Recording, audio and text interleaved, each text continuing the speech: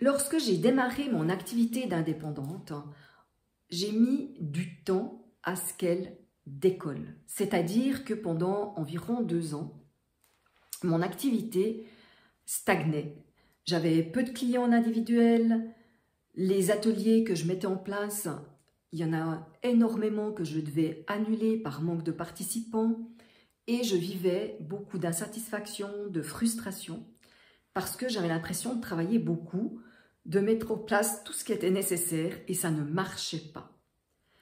C'était pas à défaut d'être motivée, j'étais motivée, mon projet me tenait à cœur, mais en même temps, j'étais obligée d'observer que ça n'avançait pas, ça n'évoluait pas dans la direction que je souhaitais.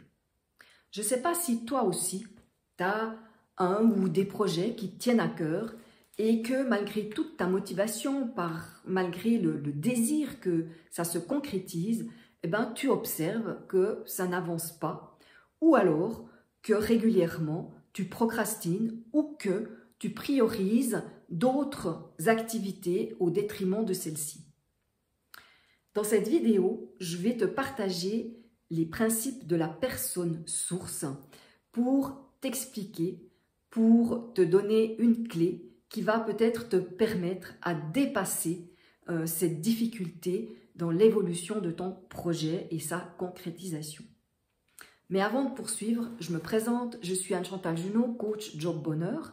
J'accompagne les gens à trouver leur métier de cœur, à le mettre en place et à l'expanser. Alors, les principes de la personne source. Premièrement, pour chaque projet, il y a une personne source. La personne source, c'est la personne qui a décidé de prendre l'idée, que ça soit la sienne ou celle de quelqu'un d'autre, et de poser des actions pour la concrétiser. Donc, elle est à l'origine du projet, comme la source est à l'origine de la rivière. C'est elle qui fait les premiers pas. Le deuxième point, c'est que en tant que personne source, elle porte la vision de ce projet. Elle sait à quoi il va ressembler quand il sera concrétisé. Et elle a la responsabilité, si elle est entourée de collaborateurs, de maintenir le cap en direction de cette vision. Son troisième rôle à cette personne source, c'est celle d'initier les prochains pas. C'est elle qui sait quelle va être la prochaine action pour aller en direction de cette vision, pour concrétiser ce projet. Le gros problème, c'est que souvent en tant que personne source d'un projet, 80% du temps, nous sommes dans le doute. Donc, il faut apprendre à vivre avec ce doute et tout d'un coup, il y a quelque chose qui s'éclaire et on sait que ça va être ça, la prochaine action. Pour faire le choix, il y a son intuition, il y a l'intelligence collective, il y a la réflexion, l'inspiration, mais il y a tout d'un coup quelque chose qui arrive qui dit « Ah ben ça va être ça la prochaine action ». Et le quatrième point, c'est qu'elle est à 100% responsable de la réussite ou non du projet. Donc quand je vous parlais au début de ma vidéo que mon activité professionnelle avait mis du temps à décoller, c'est parce que en tant que personne source, eh bien, j'avais à aller voir chez moi qu'est-ce qui empêchait mon projet de se développer au rythme que je souhaitais. Donc pour moi, en tant que source, c'est notre travail aussi d'aller voir qu'est-ce qui bloque le projet, qu'est-ce qui le freine. Ça peut être des croyances limitantes, des loyautés, un manque d'investissement dans le projet. Je parlais de procrastination tout à l'heure. Donc pour moi, c'est vraiment essentiel d'aller voir qu'est-ce qui fait que mon projet ne se développe pas. Si je vous reprends mon expérience, par exemple, au niveau des croyances, j'avais la croyance que la sécurité, c'était le salariat. Et que j'avais pas pouvoir avoir suffisamment de revenus avec une activité d'indépendant. Donc cette croyance, vous savez que ce qu'on croit, on va le voir. Donc en fait, ces croyances, je la vivais au quotidien.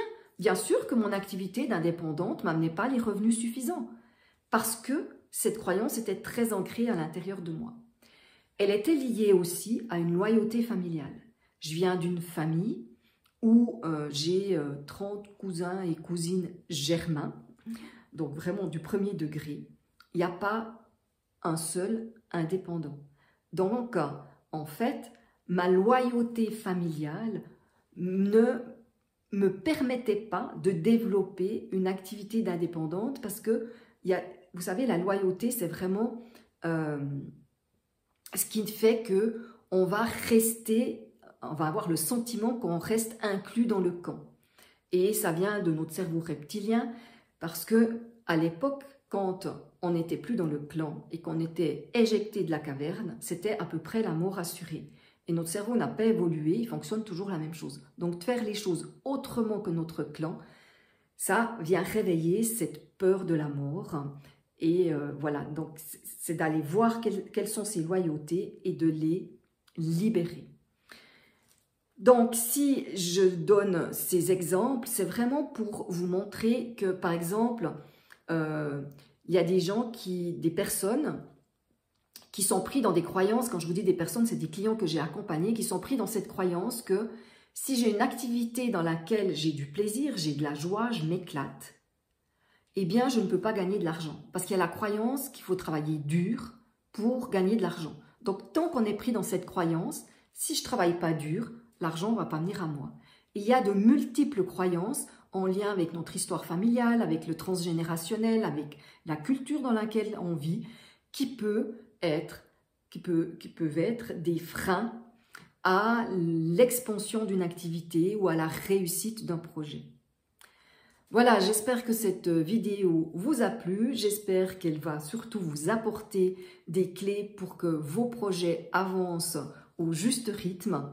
Et si vous pensez qu'elle peut être utile à quelqu'un, vous pouvez la partager, vous pouvez la liker et je me réjouis de vous retrouver dans une prochaine vidéo. À tout bientôt, bye bye.